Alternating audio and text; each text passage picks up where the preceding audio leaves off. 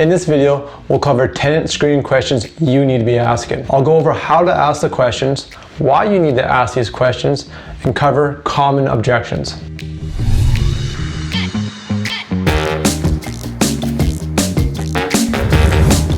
Welcome to FindGreatTenants.com, your one-stop shop for tech and tenants, leveling up your real estate investing and landlord business. I'm your host, Mackenzie Wilson. If you are new, hit subscribe, ding the bell to stay up to date. Now, with all the content in this video and any key links that you need, all can be found down below in the description. Now, as we go through the questions, if you like what you're seeing, make sure you stick around the end. Just for you, I've got my top 3 best tips for tenant screening you gotta see. No matter where you are when you receive a phone call on one of your rental properties, I'll show you how never to forget any of the questions you must be asking.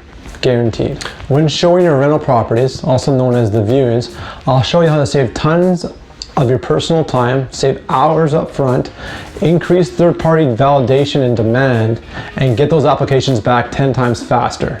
And the last bonus, I'll show you how to incorporate behavioral tests right into your questioning to ensure you're getting the best quality tenant. All right, well, let's get to it. Question number 1, tell me about yourself. This is an open-ended question designed to get the conversation flowing and your prospective tenant talking. So, tell me about yourself. Now, when you open up with this question, make sure you follow up with a long pause, like this.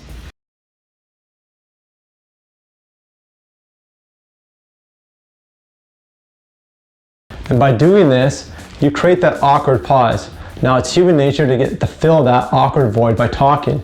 So if you get really good at doing this pause, now you get your potential caller to open up even that much more and disclose more information that you couldn't normally ask for. It's a great way to start the conversation. Questions 2 through 6 are all standard questions. If you don't align with the caller on these notes, they're just simple logistic issues that don't work out for each of you. So end the call and move on and save yourself both the time. Okay. Question 2, move-in date. Question 3, your lease term. Question 4, pets. If so, what type and how many? Question 5, how many people will be living at the property? Question 6, do you smoke or vape? Okay, question number 7. This is a great foreshadowing question. Have you given notice to your current landlord? If they haven't given proper notice that they're moving out to the current landlord, chances are they'll probably do the same to you. Questions 8 and 9, what is your current address? And when did you move to this address? So when you ask this question, when did you move to this address? What is your current address? You're gonna actually get this piece of information 3 times through your tenant screening process.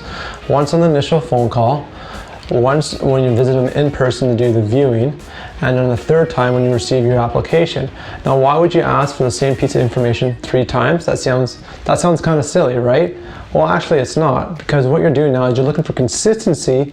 You've got multiple data points, so you're getting that consistency of the answers over a period of time.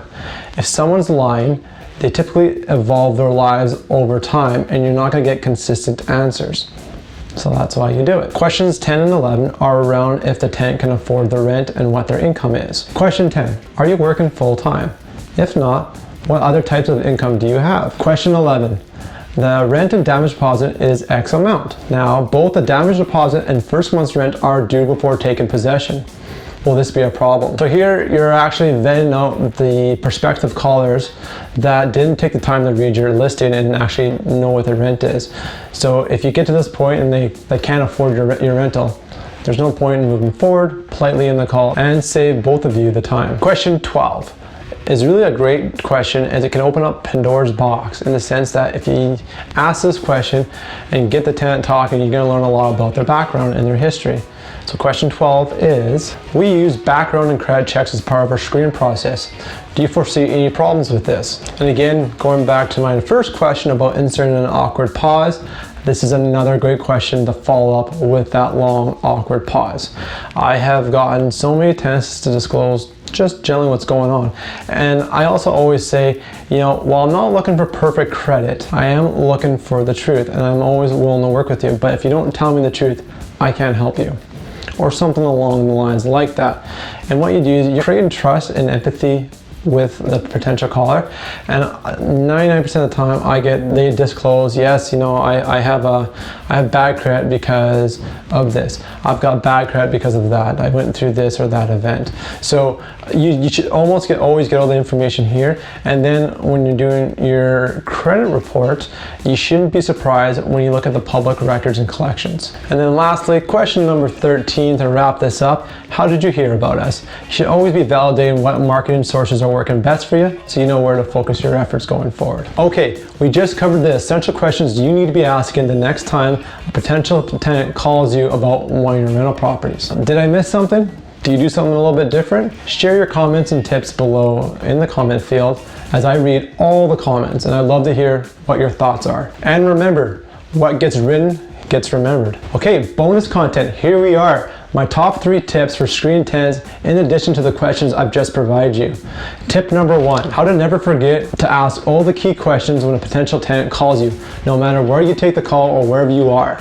And it's actually this little guy right here. Yeah, it's simple, but it works well. It's a plastic business card. I have a bunch of them printed off with all my questions. And I have this in my wallet, I have it by the phone, I've got copies in both my vehicles, my wife got it even has it in her purse.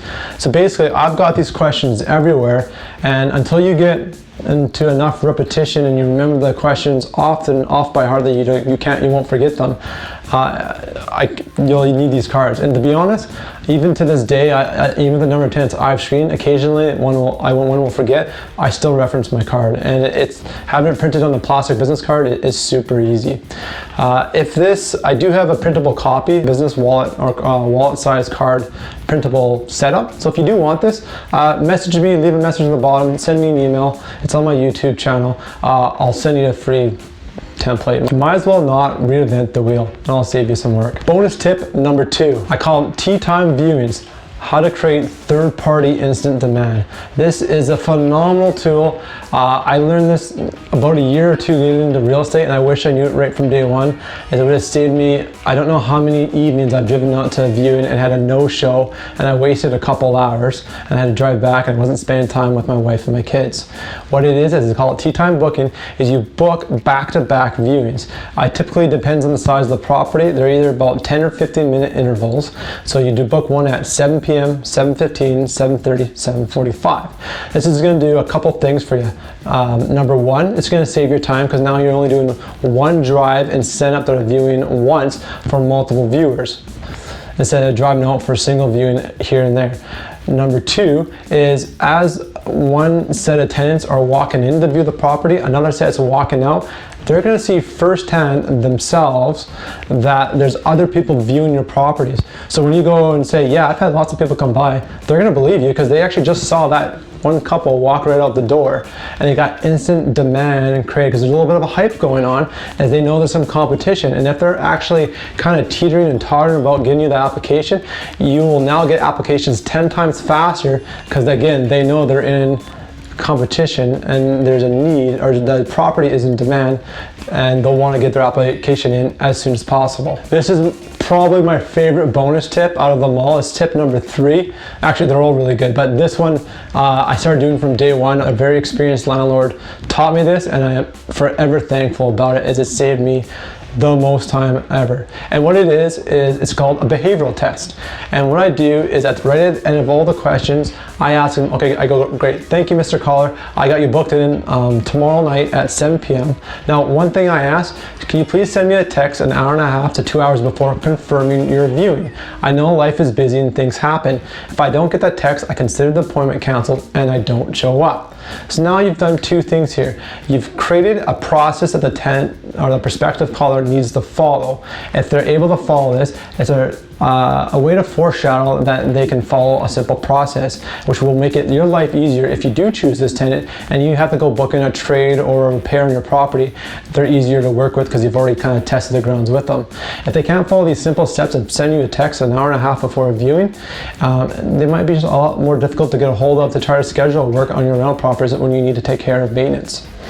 Number 2, more critical, well, just as critical here, is now if you don't get that text, don't leave. enjoy your night, stick around with your family, do what you're going to plan on doing. Don't waste your time driving across town to your rental property. Now, if they do show up and say, well, sorry, I didn't get your text. Oh yeah, I forgot to text you on that. Sorry. Well, then no problem. We'll just rebook you again. But then you don't flex on this because you value your time, and you're gonna save a ton of time by no longer driving the no-shows. And it took a lot of it relieved a lot of mental stress and of frustrations of trying to fill a vacancy and then driving out only to have a no-show was super frustrating in my early days. Well, that's it. I hope you really like these questions. Again, if you stuck around the end, hit subscribe if you haven't already done so, and until the next video, see you next time. Have a good day.